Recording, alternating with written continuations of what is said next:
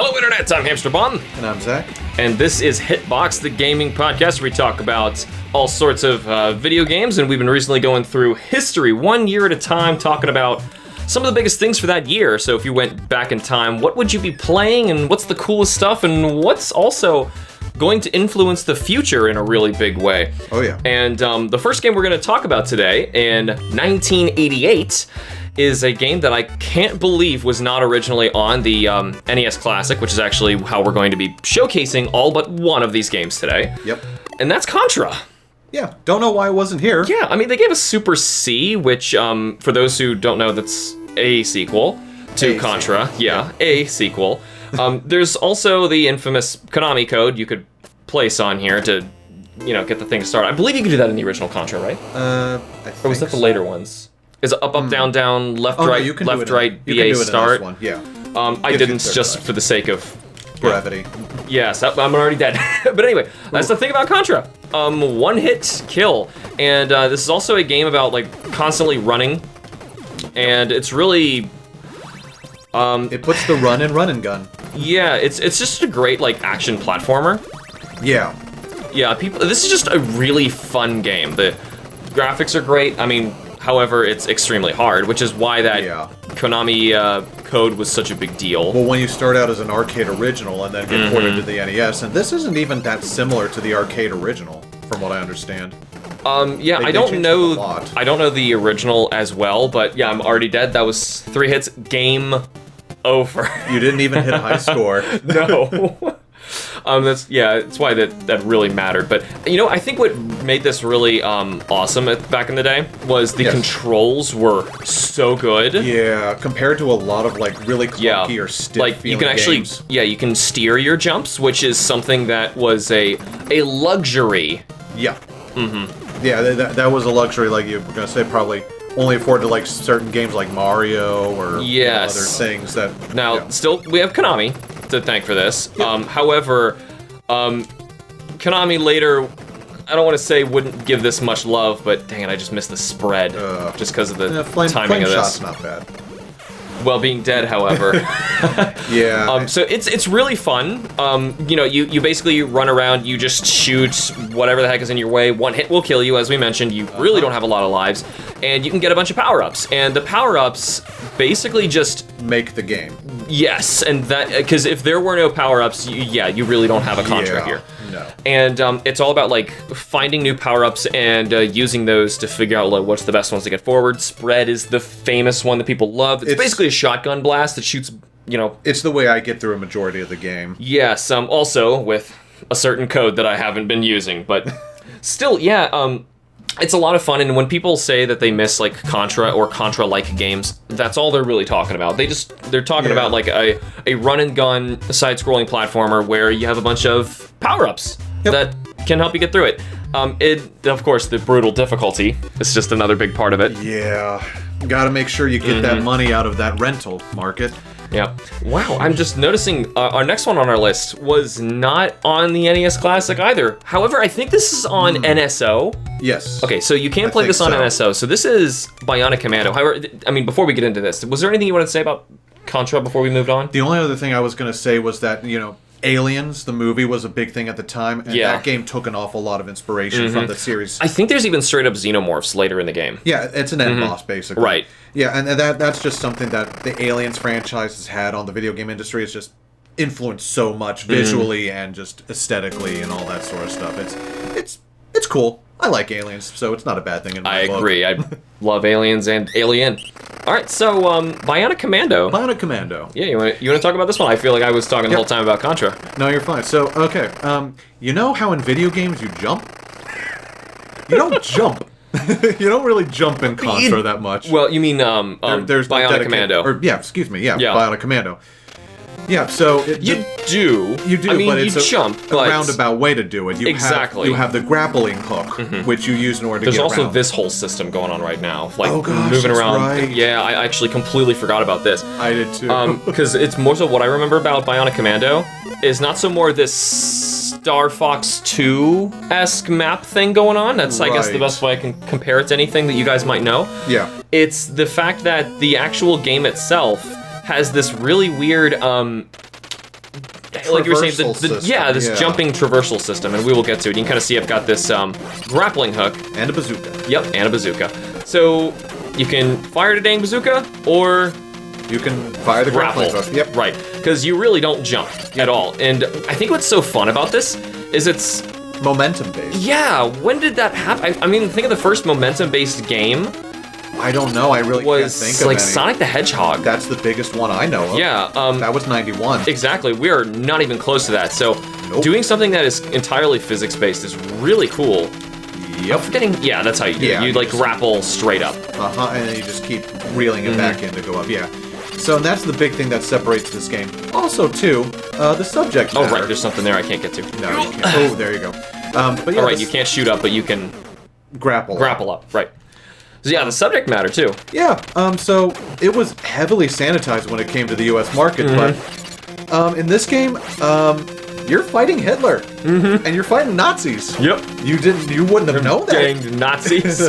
Gosh, diddly darn Nazis, ruining my video games. No, but yeah, and that's just the thing. Now, it wasn't completely sanitized because I guess whoever was bringing it to the U.S. market didn't do a thorough job, because at the end, you fight Hitler just without the mustache or the paraphernalia, the Hitler stuff. Yeah, but you get to see his demise in graphic, gory detail. Like an eyeball flies out after his head explodes. It's like. It's not until like Wolfenstein when you would see something just so weird like that. It's I have not actually seen that part myself, but now I need to look that up. You do. That sounds 8-bit destruction. Yeah, it's so weird. There were no standards back then, and we just kind of got away with all sorts of crazy things. I mean, it's Nazis. I mean, whatever, but yeah, they're not humans. Who cares? Oh, but yeah, that was the big things about this game that I think just really helped set it apart, both mechanically and story-wise. And yeah, I suspected that this next one that we wanted to talk about was also not on the original NES Classic. I don't think so. No, it's in this folder. It's clearly not. It's in this folder. Yeah. No, and I sorted it on purpose so that I would know which was which. So if some people wanted to justify hunting down an NES Classic and they weren't going to go through the effort of modding it to heck and back, so that I could make a series like this for you guys, then know that the ones that are in this folder are just not included, even though it literally, if you don't see this and you're just listening to us, it is literally scrolling off the screen of how many games I had to put on here. But yeah, Double Dragon is the next one. This was a huge game for the NES. Gosh, People loved this one. Yeah, originally an arcade release, and not one of the first beat 'em ups, but it was the one that gained probably the most traction around this time. The whole premise is you are Bimmy and Jimmy. Yep. As translated. Bimmy and Jimmy. Not Bimmy and Jimmy. Later they tried to correct it and say Billy and Jimmy, but those aren't my characters. That's a lie. Nope. Bimmy. Bimmy and Jimmy. Bimmy, man. Bimmy. Another thing that's kind of weird about this, I believe if you hit the other button, you kicked backwards. No, I'm thinking of another game. So you still kick forwards in this one. There is the backwards elbow smash in this, though. Oh, yeah. And there's also like a run. And that move is way overpowered. It is. I remember, let me see, I didn't get so far in this one, just because I know, historically what it is. I played enough of it because it's still archaic for beat 'em ups like this. At the time, of course, you're going to get people who are like, well, of course, not at the time, but later, people who were saying, yeah, just play Streets of Rage, if you're into this, which were taking this and really perfecting them. Exactly. Of what was going on.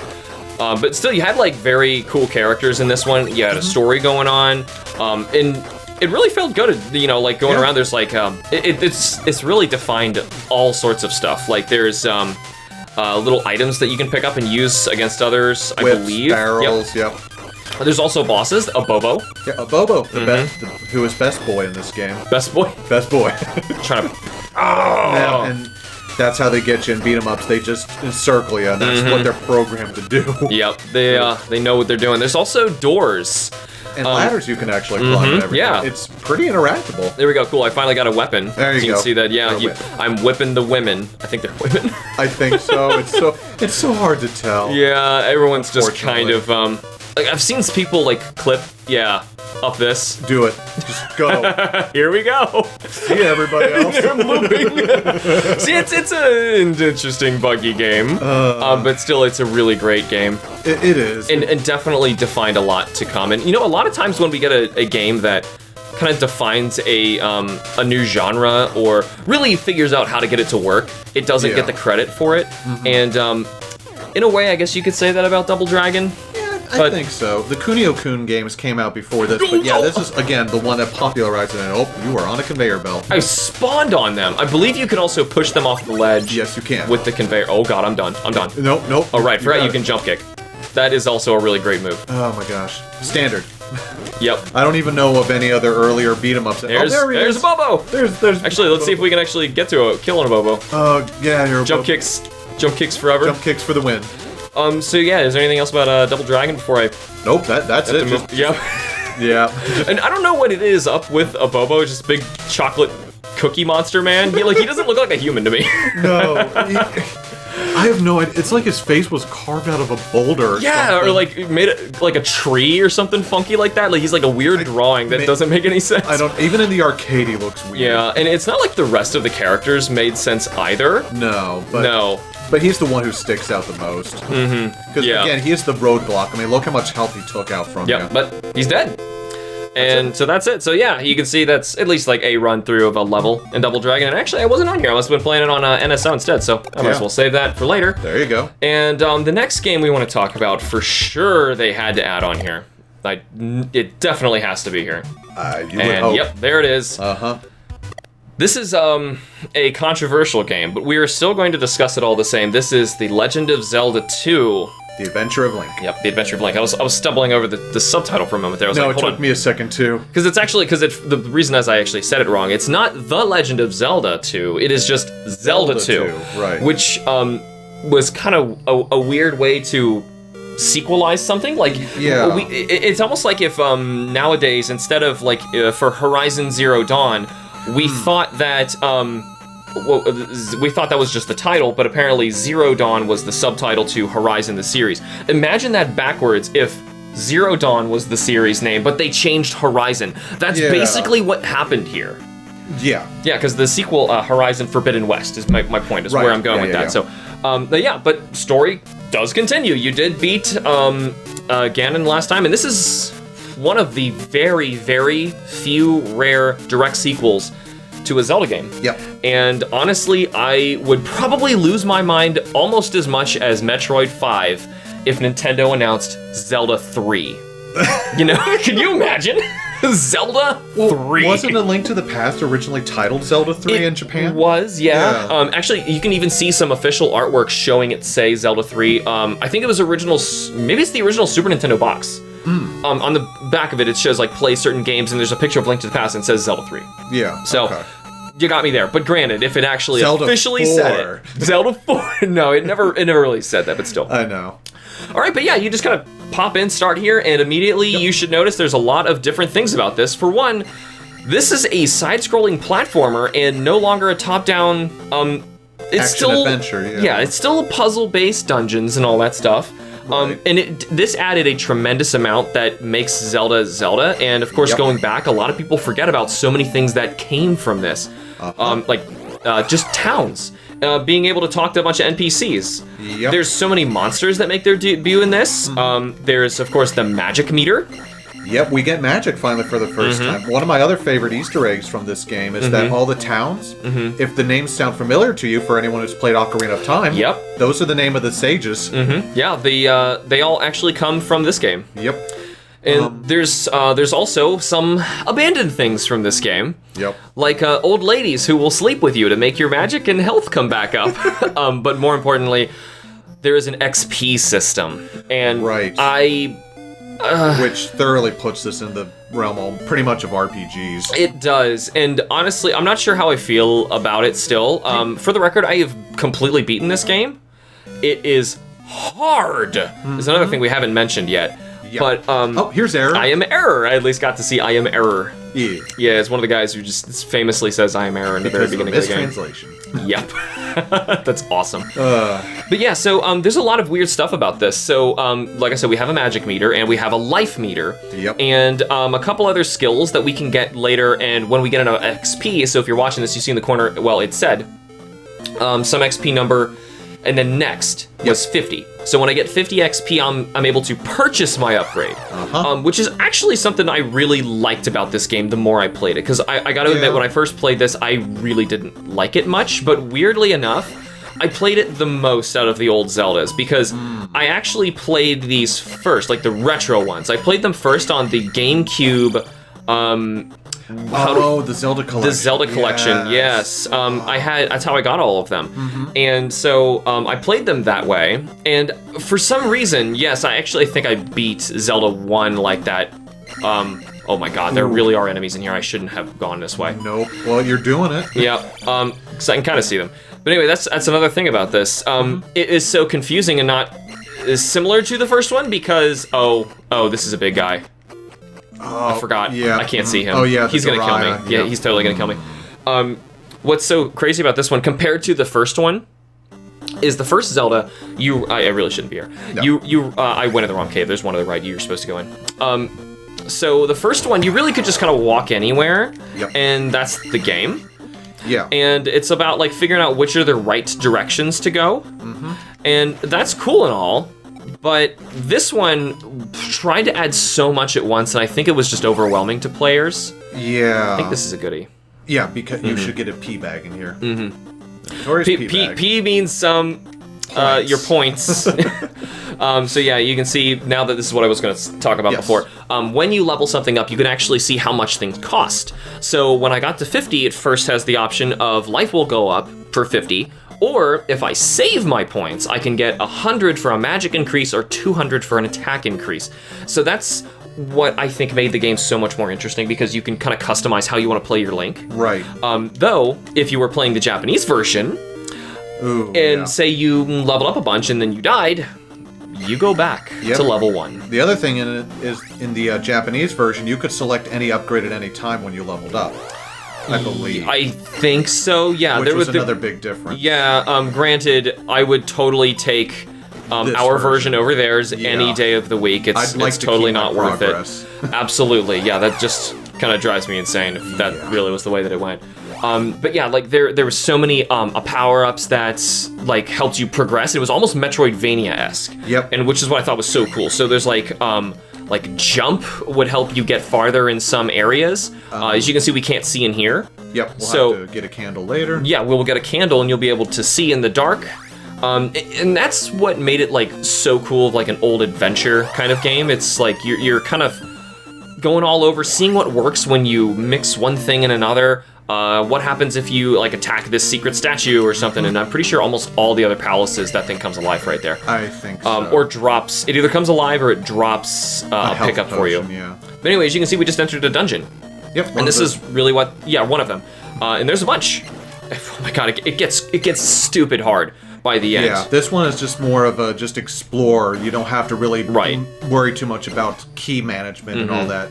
And since grinding was a thing, that it really didn't make it so bad, but I think the weird thing that players just were so turned off by was the big disconnect of this suddenly being a 2D platformer. Yeah. And that's my assumption. And the absurd amount of difficulty. Yeah, it's crazy hard. And it's not just like, the enemies can hit really hard. There's a lot of unfair jumps. There's a lot of I don't understand what I'm doing wrong segments. Right. I believe I can, you need a power-up to break those. Yeah, you need the power-up. You need a power-up for everything. Yeah. It became too segmented. It did, and I'm really happy with all the things that this game did for Zelda. However, I will still tell you, Link to the Past is probably the greatest Legend of Zelda game they've ever made. And we will come back to that in due time. We will come back to that in due time. And if you want to honestly let us, we'll probably talk about Zelda 2 forever, because there's so much to talk about. We didn't even scratch the surface. We really didn't. There's so much with that game. But I would just recommend you give it a shot. Use a walkthrough, because it's crazy hard. But it's also very rewarding and an interesting piece of gaming history because, as we've probably mentioned before and we'll keep mentioning, when people made sequels to games back then, they had no idea what they were doing. It was the Wild West, and they were just like, well, what's a different thing we can do with this setting and these characters?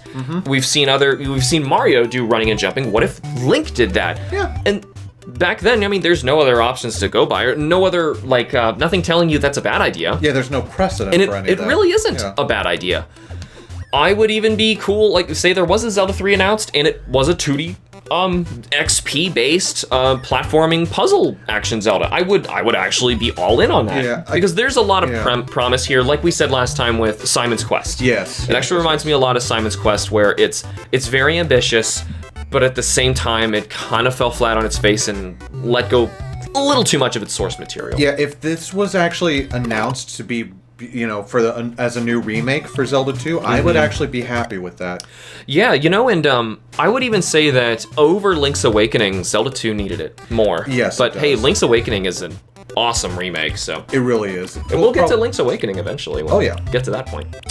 But we got another game to talk about here, and we'll be talking about games all day, hopefully. Hopefully. Yep, hopefully, unless we have a baby who wakes up from her nap behind us. Nope, she's doing good. For those of you just listening, this next game is RC Pro-Am. Now, I know the year here says 1987. We went back and forth on this a lot, trying to figure out what the heck was going on. Yeah, I had no idea. Yeah, because whenever we looked it up, it was 88. In fact, I was going through my NES Classic telling Zach, like, oh, we gotta talk about RC Pro-Am, which is our next one here. Yep. And I'm saying, it says 87, but look it up, just make sure. And he looks up, he's like, no, are you sure? 87? I see 86. Meant to say 8. Yeah. So I'm not positive about what was going on there, but still, I wanted to bring this one up in particular because I think this top-down racing is so good for the NES. Yeah, it really is. I'm not the biggest racing fan in general, but just seeing something like this, especially as an early example of what Rare was able to do back in that time. Yeah, and like really an isometric, it almost feels like a 3D game on the NES. Right. I think is what makes this so impressive. Up second place. Oh well, it's fine. But yeah, it's short bursts of little races on, like I assume like it's supposed to be like little RC cars, and you're just kind of driving in circles. And if this kind of looks familiar to a lot of you, the little Hot Wheels games, or what is it? The Matchbox games. Yes. Where you actually have like either a top-down or a side-view perspective, where you're actually racing around like this. I think that's where they probably get a lot of this from. Just this kind of stuff, this kind of game. Probably, yeah. This, I feel like this just did a whole lot for racing games, and I'm just surprised at how clean it runs. It's so smooth, and if the NES is pulling this off. It's also a really small file size game, I believe. I think you, the farther you get, you can also start customizing your car. And like the handling and speed and all that. That might be RC Pro-Am 2, I might be wrong, but I believe it was this one as well, because I think that's what that last screen was. I think so, although I think it just gave it to you. It didn't really allow It might have, I'm not positive. Because yeah, there is an RC Pro-Am 2, they did add a lot more, and actually people think that one's a lot better. In a racing game, if you're just going to add new stuff, you know, you would inevitably just think like, oh, well, it's only going to get better. It's not anything like a Zelda 2 where you have to reinvent the wheel with how does a car work, you know? Reinventing the wheel. Yeah, me and my little puns. And boom, I got first on something. All right. Yeah. But anyway, yeah, there's not too much to say about RC Pro, but I just think it's a really interesting one that we should probably bring up, because plus I had it on here, so we can at least play it. It's a fun one. Yeah. It is a fun one. So if we go back, we mentioned this series in our last one. This was actually included on the NES Classic, as I agree it definitely should have been. Oh yeah. Though it just looks a little weird in context, because it is the only Mega Man game you will get on the NES Classic, and it is Mega Man 2. Mega Man 2. So this one, I am actually not done with. I'm still playing this one because I just finished the first one and I'm jumping around playing all sorts of games. I know I'm late to the Mega Man thing. I tried a long time ago, but granted, I tried with the first Mega Man. And I love this. Normal and difficult is your As if normal option. isn't difficult enough. I know, it definitely is. And I don't remember who was the first one, so... Metal? Yeah, Metal Man. That's the one I always go for. Cool. Well, I'll go for Metal Man while we talk a little bit about Mega Man 2. Alright, so, again, this builds off of the foundation that Mega Man 1 set up. Instead of having only 6 Robot Masters you go after, you have 8. And again, it's still that same gameplay of trying to figure out who you go after first in order to determine the weaknesses of other bosses based on the weapons that are given to you. And it just plays a lot better. You don't have to get a specific score, I don't think, in order to get what you need from like the first one did. What was that score actually really about? I don't know. Arbitrary numbers?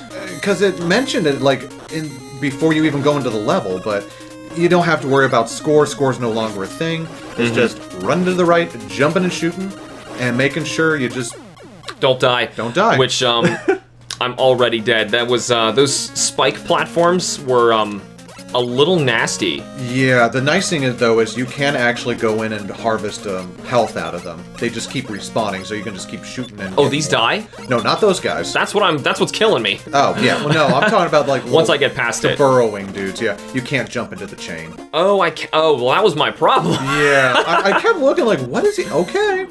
Trying to jump into the chain because it's a chain. I'm just gonna jump past it. No, it's hitbox territory, I think. I guess. Yeah, I was thinking, is it Castlevania when that happens? You can jump through them. I think so. I never tried it because I was always so scared of that room. Maybe. Yeah, that is a scary room because it's a one-hit kill if that touches you. There we are. I'm full. Okay. Yeah, but yeah. So I already got to say this is improving so much on the original, just in terms of like the level design, and how fun it is. Because before, oh my god, it was so breakneck. I felt like there were so many just insta-death tricks and traps just to try and beat up like beginners, and yeah, that sucks. It does, but this one plays better, and I think it's just a way better game overall. I agree. Yes, I kind of want to say like the last thing about Mega Man 2. Oh well, damn it! I just jumped into a pit.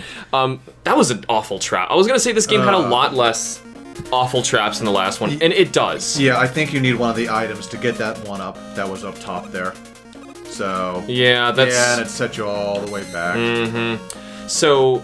However, people do remember this one so fondly over Mega Man the original, or even a lot of the other sequels, because there's a lot of sequels. If there's one series that got a stupid amount of sequels on the NES, it was Mega Man. This one, yeah. Yeah, there were 7 or 6. There was 6 total. 6. No, the soccer game didn't come out until the Super Nintendo.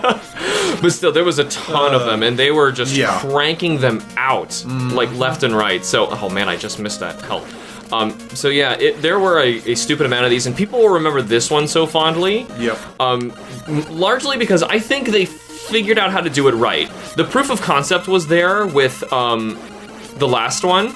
Yeah. And then this time, I feel like they finally understood. Like the power-ups you got, felt a little better.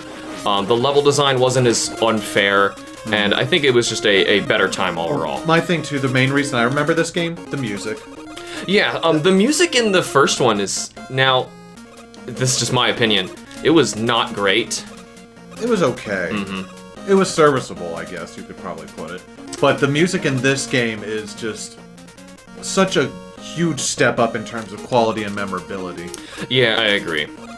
So yeah, it's a good time, but we do have to move on. We got a bunch of other games, and we wanted to briefly touch on why we're gonna be talking about Mega Man 2 here, but not like, we're probably not gonna talk about 3. We're probably not gonna talk about 4 or 5, or probably not. It was really this one is the Mega Man that people remember and love, and we brought up the original just because it was the original. This is the one that really figured it out and really figured out how to make Mega Man just fun, if I'm gonna go there. But yeah, the first game's kind of not fun. But anyway, I still beat the dang thing. Yes, you did. So, this is an interesting case for our next game. We're gonna be talking about Super Mario Bros. 2, but we've already talked about a Super Mario Bros. 2. This is actually what Japan would call USA Super Mario Bros. 2. Yep. Which is actually, as far as they're concerned, another game entirely called Doki Doki Panic. And if you've heard the story, basically, Super Mario Bros. 2 Lost Levels, which is what we call it, was being brought over to America. I'll just pick Mario. Was being brought over to America, and it was deemed too hard, rightly so. So instead, they had to quickly come up with another alternative. I can't believe I already got hit. For a Super Mario Bros. Sequel for the rest of the world. And this was their solution, to basically take another existing game that would kind of work. It's a side-scrolling platformer. It's colorful. It's got its own characters and all that. And basically just call that the next Mario game. And you know what? Nobody knew. No. Not for a long time did it actually come out and like we realized like, oh, like this is not an actual Mario game. We're actually playing a game called Doki Doki Panic. Right. I've actually beaten this game too. I know I looked like I was just doing terribly there. And by the way, you never want to play as Mario. No. Well, you probably never want to play as Mario. It's either Peach, who is probably the easiest to play as. And by the way, all those mechanics that you might know or recognize from later Super Mario Brothers games where you can play as other characters, all their stats come from this. Yep. And the thing is, those traits are from the original characters of Doki Doki Panic. And so, for example, Mario.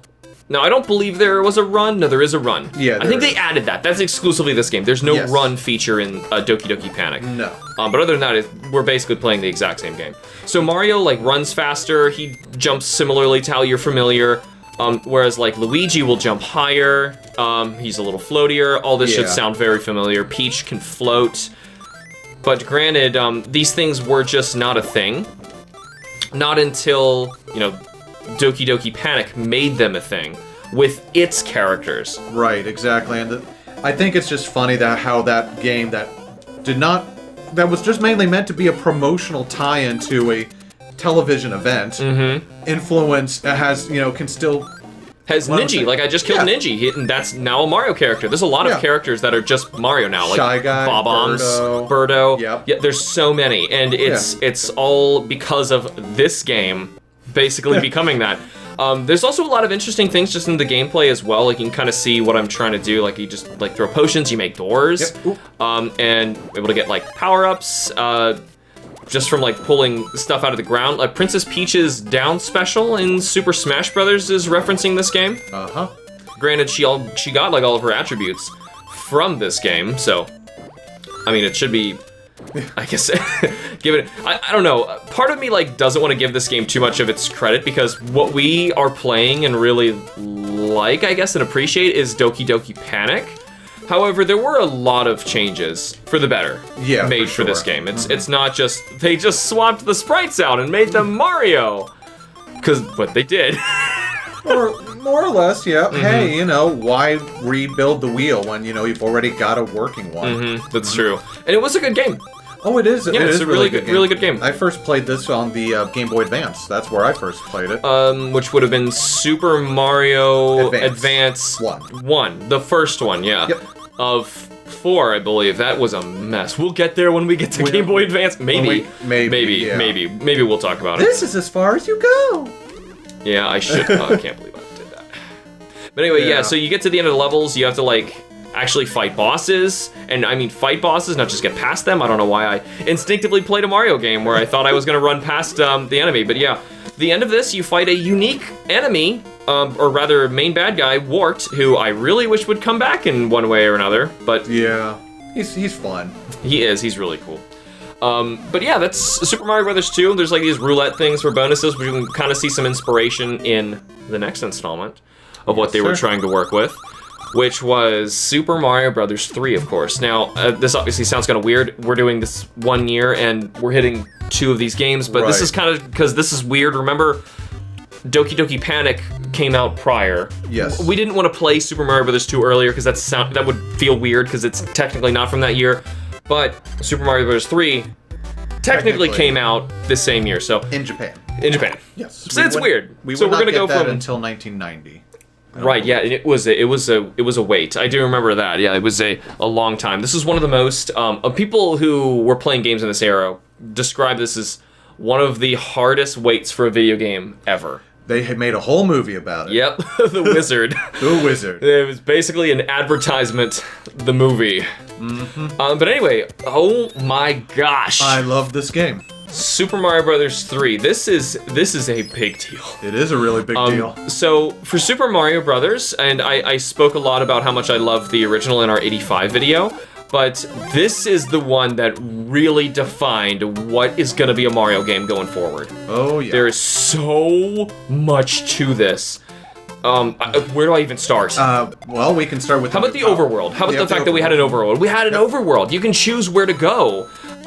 There's new power-ups, like you were about to say. Oh, yeah, yeah. Mm-hmm. And we'll get back to that overworld. There's a lot of interesting things about it. I was going to say, you've got the new power-up right there, the Tanuki leaf. In fact, I kind of want to showcase it because there's a line of coins with a P meter, which you will pick up speed while you're on the ground. Yep. Like we just did there. And mash it, and you can actually fly with this little Tanuki suit. Huh. Bunch of little upgrades. I just got a 1-up mushroom. A thing about this, I think that is much, much better than the original, is it feels like it's full of secrets. And it is. It is loaded with secrets. One of my biggest gripes with the game, unfortunately, is that it's so full of secrets. Sometimes it feels like you actually need to know the secrets in order to even beat the stage. Because some of the later ones especially are... That was kind of cruel placement. Yeah. Some of the stages require that you actually know the secret in order to get through it. Otherwise, you might be looping indefinitely, which is not fun.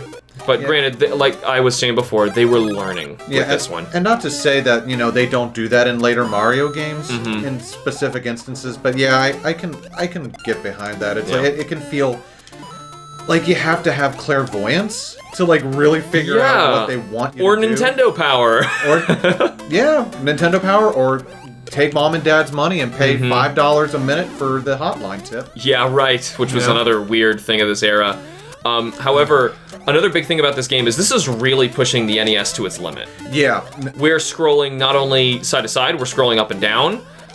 We have so many different power-ups. There's just so much that's going on screen. I was at the end. Yeah, oh my gosh, that's right. You got a star, though. I did, but yes, this is another thing. So you don't just beat a level, pull down the flag, and that's it. You actually get like these little cards, and if you get 3 of the same one, you'll get a certain amount of life. So it's like there's games on top of games here. So before we even leave here, we can see the main map. They're based on where you go and what stages you want to clear. So say if I beat this next one, I could choose to go for stage 4 just to get to that mushroom. Yep. And or I could say screw the mushroom, don't fight either stage, and just move on. It's all a matter of like trying to figure out how are you going to manage your resources, which is another thing. You have resources in this game. So say I do go to that toad. Now, of course, I'm going to try and play at the same time we're talking because there's so much to talk about here. Well, even physics, I can slide. Ooh. I unfortunately got a hit for it, but whatever. I got my power up back. But yeah, you can slide. I can't even imagine the NES trying to do all this stuff at once, but it is. The development for this game is another thing that I'm kind of sighing over because it was insane. Yeah. The work that had to go into just get this to happen. Yeah, even the extra the music note blocks and eyeballs on everything. This really is just defining what Mario is. If you go back and look at the old original Mario, compared to this, it's night and day. Yeah, it's night and day, and this is the same system. Granted, that was supposed to be an arcade, but still, I mean, this looks like what would have been the arcade at the time, and then your home console port would have been the other version. Exactly. So just to say, I'm going to try it. I'm going to showcase the Toad House. Also, we saw on there, we'll probably not get to it because we really can't just play Super Mario Bros. 3 forever, even though. Zach, you'd probably be cool with it. I would be more than fine with this. Let's just forget the whole thing. Let's just do a Super Mario Bros. 3 Let's Play. I mean, we could if you wanted. That's weird. I never... Oh, jump on top of that. There you go. Yeah. Yeah, you're in the cloud. Yeah, secrets. So, secrets like this, they're everywhere. Yeah. And you don't really remember where they're all at. There's warp whistles that can take you to later worlds to help you beat the game. It is Bowser, again, so the American audience is at least, like, not thinking we're gonna get new ones every single time. Yeah, exactly. Though, granted, when Super Mario Land rolls around, we will see some more fun stuff. Yeah, the one thing I did want to say with this, too, it's like, again, like you said, it's just basically a tech... Ooh, there you go. There we go, we got 3 stars, just to kind of showcase this. Up. Yep, that's awesome. Wow. But, yeah, again, it is one of those games that's, like, a technical marvel with what they were able to achieve. Yeah, there's so much happening at once, and there's one big thing we're going to showcase here, another thing that's happening that I'm sure people... You might be, like, in the future looking back at this, like, you have no... This is... What are you calling this advanced? But games at this time weren't doing anything like this all at the same time, and it's all doing it so well. So and trying to save on memory as well. Exactly. So check this out. You're going to choose one random thing, and you add it to your inventory, like I said. So now we have a super leaf, and if I want to, say I die, and I wanted to go into a new level with something like a power-up, like this fortress is too hard, you can go into your inventory, use that, and then go in and fight it. Which should be very familiar to people who played the new Super Mario Brothers games. Right, like it's Wii U just and all having, that. that extra resource, and the memory is just... It's unbelievable what they're making this do. And then, of course, there's other, like I said, mini games on top of mini games to make this function. We have a roulette right now, where I believe this will give me the power up, or did it give you one-ups? We're about to find out if you get it. No, I didn't. I don't remember. Unless that smiley face belongs at the bottom of that flower. But anyway, yeah, so once you exhaust those, then you move on and just keep going. You can't, like, walk past a position, and obviously until you've cleared the level, but these are things that we know now, but these are Super Mario Brothers 3 things. They had to figure all of this out. Mm-hmm. So yeah, adding a fortress is largely a new thing. Before, you basically had, stage 1, stage 2, stage 3, your castle level, and you fight Bowser, and that's the end. Yeah, per world, you only had 4 stages. With each world, you have a varying amount, and it can depend, just where exactly you're going to go, and what you do in each stage. And I think that's, just... I think you actually want to go... Yeah, you do. Oh, I just didn't quite make it. But yeah, that's another thing. Lots of secrets. So I believe... Yep. You want to go... Up there? Up? I think. Yep. There you go. Yeah, secrets. Secrets, man. Or is it a door? Yeah, it's a door. Yeah, That's it. It's a door. Yep. And there you go. A whistle. A warp whistle. So now that's like a secret way to like clear the stage, even though I didn't fight the main bad guy, and now I have an item for later that I can choose to completely skip a world. And what I was trying to say before about the 1, 2, 3 boss, yes, that should have then been the end of this level if this was like old Mario logic, but no, it just keeps going. And it's not, I don't think it's just 8 worlds, is it? I think so, yeah. Because I thought that was like a secret, or there's secrets everywhere. There's different islands you can go to. Maybe that's what I'm thinking of. Also, by worlds, I was thinking maps. And when you get to Bowser's, there are multiple maps that you need to like navigate around just to get to Bowser himself. It's almost like this big parade of, it's nuts. It's nuts. Yeah. This game is a parade of just brilliant ideas, one after another. Yeah. I don't even know where the heck I was there, but I might as well just throw that here. Yeah. But yeah, it's an outstanding game. I would still argue that this is a better game than Super Mario World, but again, we'll get to that when we get to that, I suppose. Ooh, I wouldn't go that far. I would. I wouldn't go that far. I would say that this is making the innovations that make Mario World possible, and Mario World is perfecting Mario 3. That's how I would say it. We'll get to that when we get there.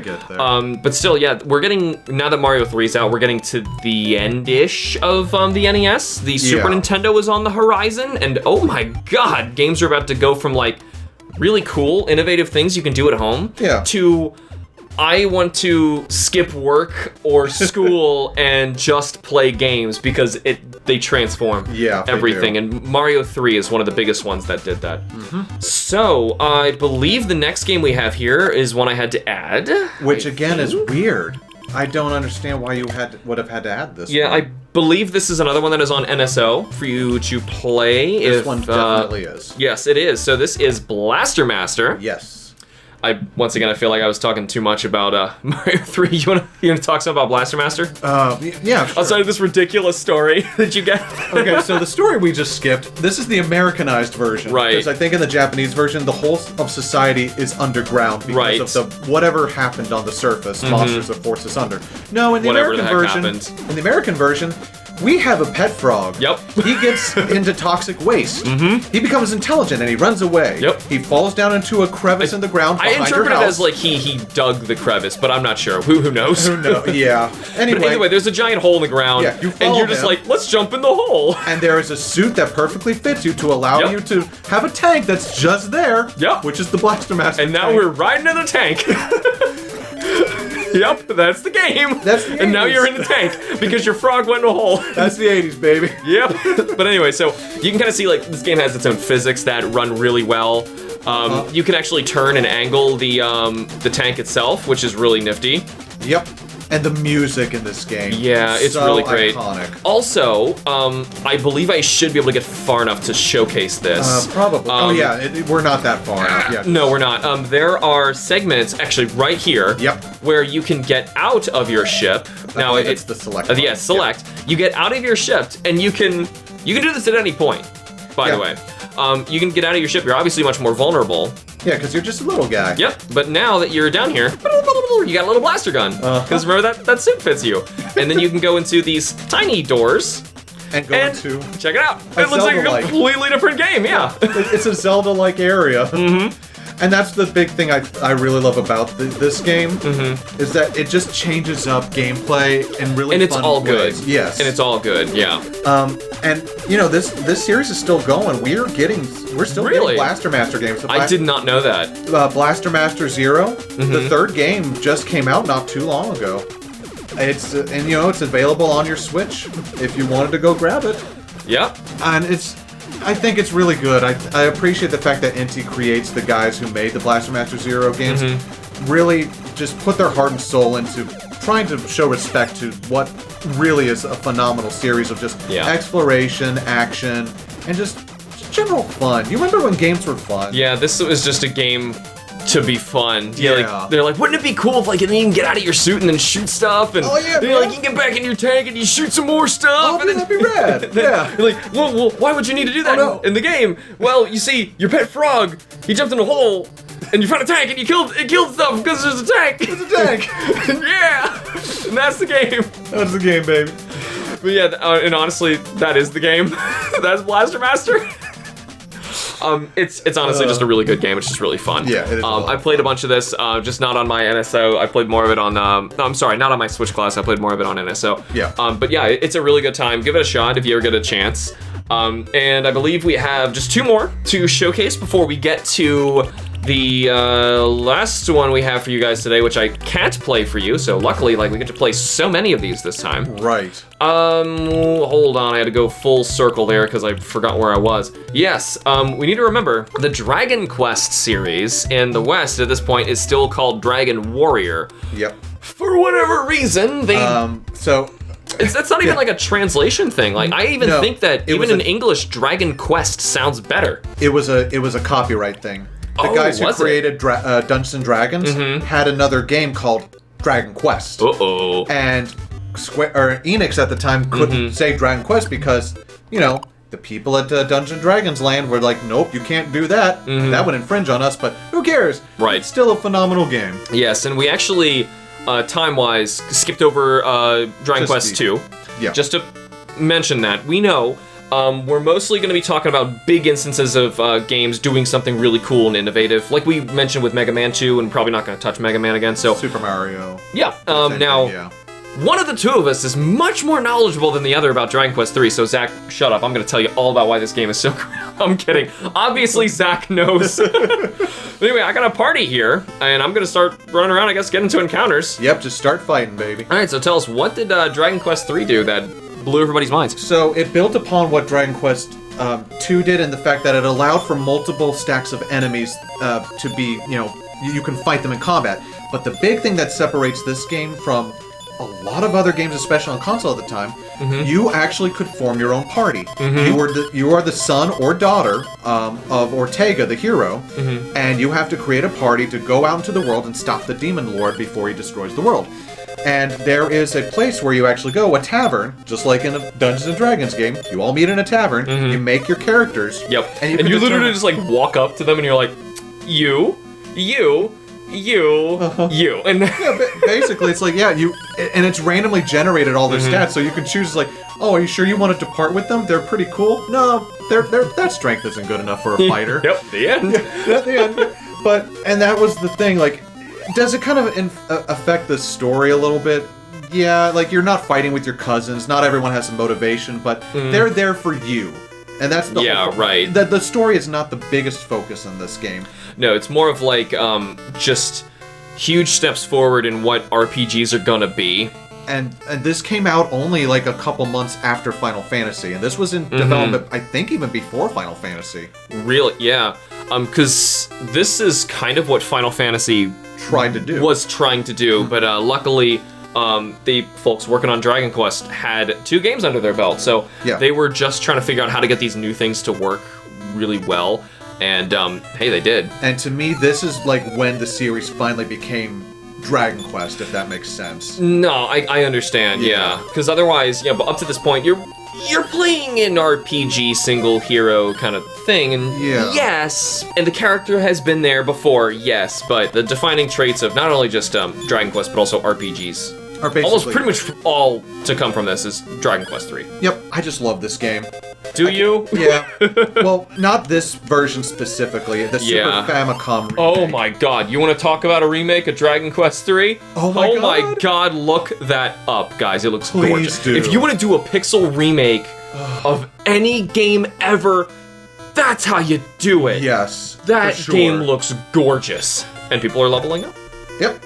There you So go. yeah, oh my god, yeah, what do they actually officially call that, just so that people know what we're talking about? Dragon Quest 3 HD Remake. Okay, yeah, just check it out. Gorgeous. I only wish more games in this era were getting remakes like that, because it is beautiful. Yeah, I was gonna say, you guys know Octopath Traveler? That's what that's gonna look Yeah, like. it basically looks like Octopath Traveler. And It's we're just getting as more beautiful. games in that style. It's so good. So, from what I understand... If only the Final Fantasy ones were like that, because... Yeah, those ones don't look that great. No, we don't want to get off tangent too Yeah. much, but yeah, so... Yeah. It looks outstanding, and Dragon Quest 3 is a great game, so definitely check it out if you get a chance, and we would recommend probably that one. Now, it's not out yet, so we don't really... Not yet. So we don't know for sure if there's like some huge caveat somewhere, but I hope still, not. It looks really good. Yeah, I certainly hope not. So, we'll Now, see. I believe this one was on the Classic, because this, oh my god, if it's not there, this is... Yes, okay. Okay, phew. I was gonna say, you don't make an NES Classic without Ninja Gaiden. Yep, and this is more your wheelhouse, so I will allow you. Because I hate myself. You see, I play ball-bustingly hard games, and this is probably the ball buster. Before Dark Souls kind of became that thing that people all, expected to be the ball buster. Does it just start? Did I miss the opening cutscene? Oh, dang it! I really want to play that, because that's something that's really important to what this game is. So I'm gonna let this run. So one of the big things that Ninja Gaiden did, among many, we'll get to the gameplay, is this game is, I might even go so far as to say, the most cinematic game I've ever seen up to this point on the NES. On the NES? Yeah, for sure. Yes, this is...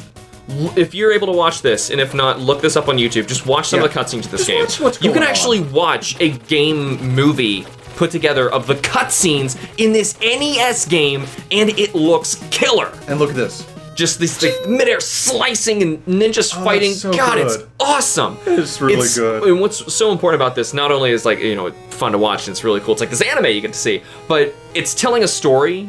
Putting a story into your character, and you're not like this, nobody thing, or just like given something on the title card that gives you a reason to what you're doing. After every act of the game, you get a new one of these. Yeah. So it's encouragement to like keep going, keep trying, get to the next one, even though it is so hard. You'll be able to progress the story, see what happens, what's going on with these characters, why is this mysterious like woman like shooting at you, or why is this person kidnapped, or you just got to this guy, or what's going on? It's like it's very much that stay tuned next Saturday for the next episode of Ninja Gaiden, or buy the next comic.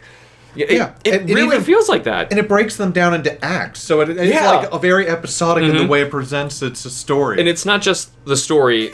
People don't even really remember this for the story. They really remember it for the gameplay. Yep, and if you remember us talking about Castlevania, a lot of this should look familiar. Yeah, this actually reminds me a lot of Castlevania. You have a sub-weapon that you power up with, in this game it is Ninpo. Yep.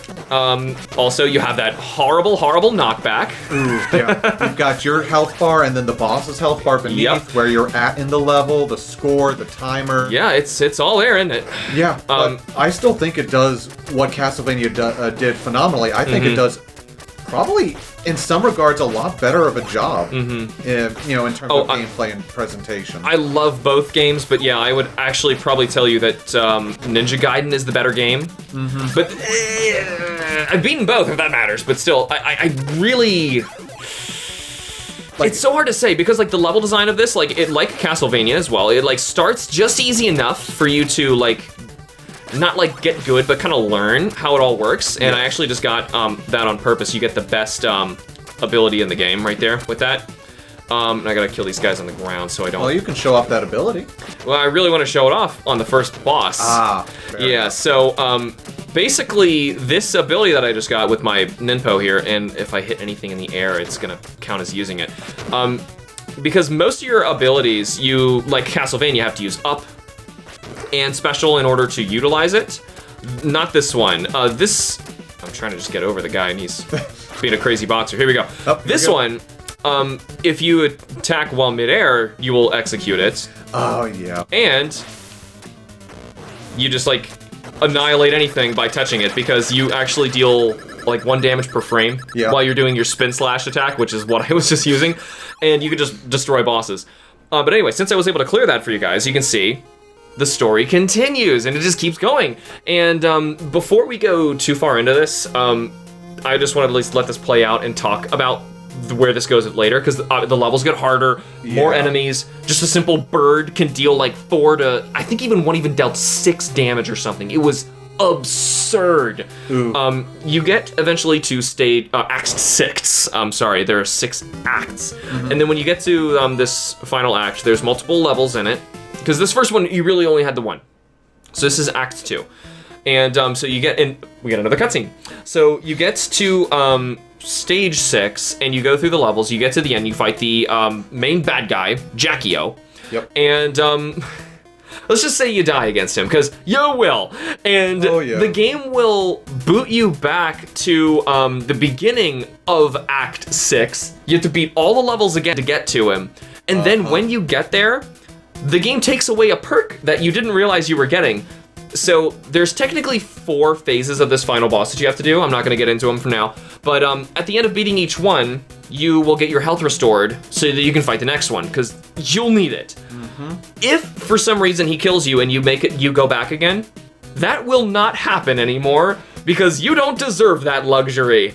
Beat it all on 1 health bar. I don't even know if that's possible. It's insane. I don't know. But God, I might as well just like save that we got to this point, because I might even beat this again, because I really, really do love this game. It is really challenging, but this is totally a save state game. Yeah. And honestly, I think when I was doing it, it was like just at like the beginnings of like new levels or acts, or I just got to a new room. It's kind of like what I would do with Castlevania when it got really crazy. Though, I think in Castlevania, and as well as this, when it came to like the final boss, I was like, no man, each phase, because this is crazy. It's absolutely crazy. And people speedrun this. I believe this guy's name is Arcus. Check him out online if you've seen this guy. He makes like the craziest speedruns of Ninja Gaiden I've ever seen. But anyway, we have one last game to share with you guys today. Yep. And I cannot play with you, unfortunately.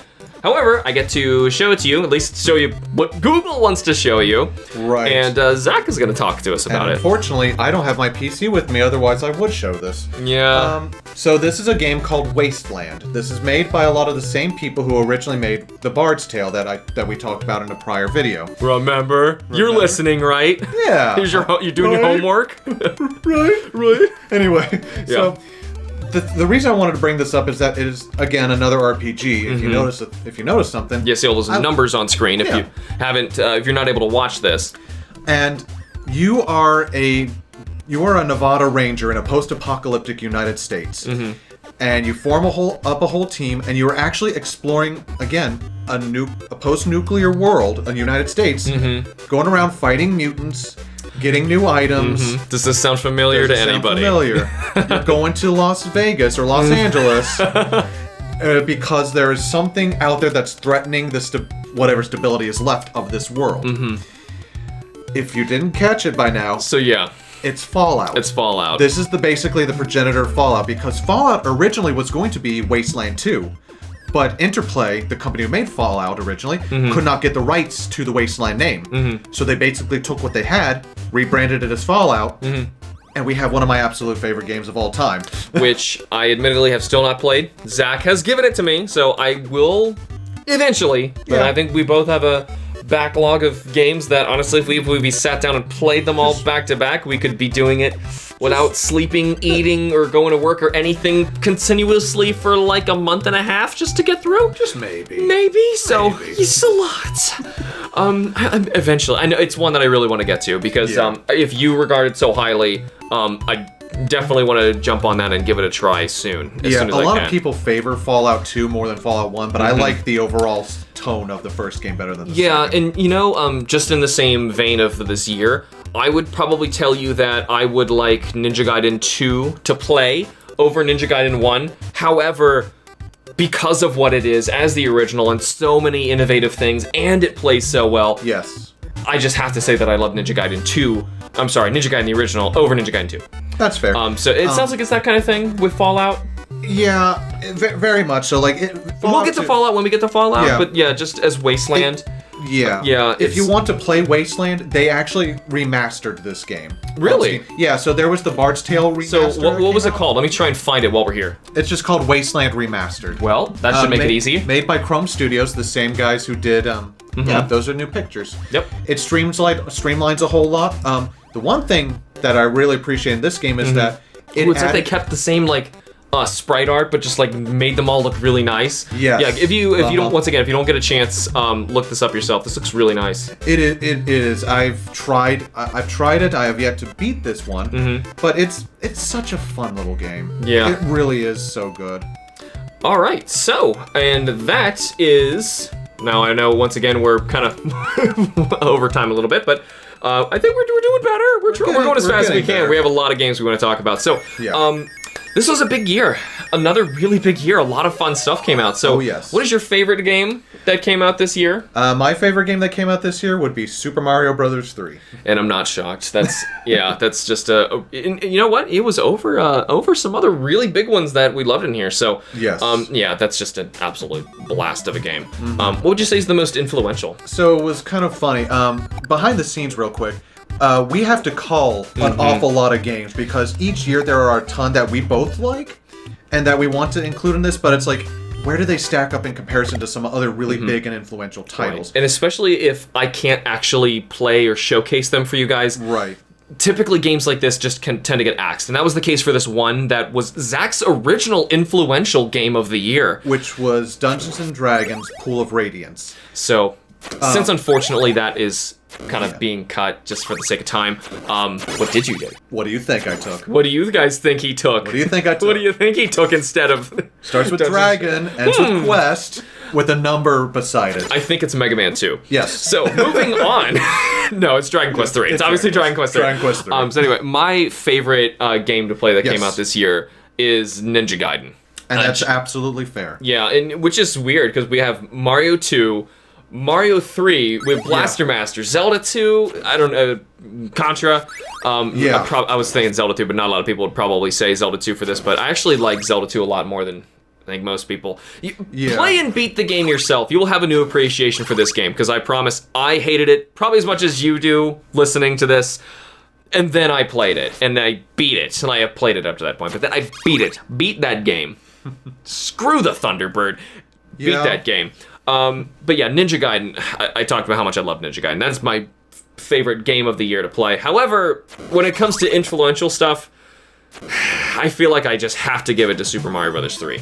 Yeah. Just because of how much, this became Mr. Video Game. Yeah. It really defined him. What Super Mario Brothers, the original, did was kind of define the 2D platformer and nail that. This nailed Mario. Yes. And Mario, as we all know, is a big freaking deal. And not just for Mario himself, for so many other platformers to come. So, yeah. They're and you know what? And they're all great. They're all really important. That's just it's so hard, even like narrowing down, like you were just saying, just the list of the few games we wanted to talk about. Because we could even like read a list of games that were like, oh, by the way, this is great, this is great, this is great. We can't talk about why because we don't have time. We have to go. But yeah, just even trying to narrow that down to our favorite and then the most influential. Right. I mean, I feel like I'm intentionally choosing two different games because I want to give this award to so many different things because they're all so great. But I agree. Anyway. We have so many more games to get to talk about later, and we're going to be talking about some more of them in 1989. We are creeping so close to the cusp of the Super Nintendo, but we're not quite there. So we're going to see what the NES and other systems have to offer in the next episode. So thank you all for tuning into this episode of HITBOX. If you enjoyed the show, you can help us keep it alive by supporting us on Patreon with the links in the show notes and this video's description. For those of you on YouTube, remember to like the video and subscribe for more, and be sure to let us know what you thought of the show and what other topics you'd like to hear us cover in the future. And special thanks to all of our amazing Patreon members. Booyah! See you.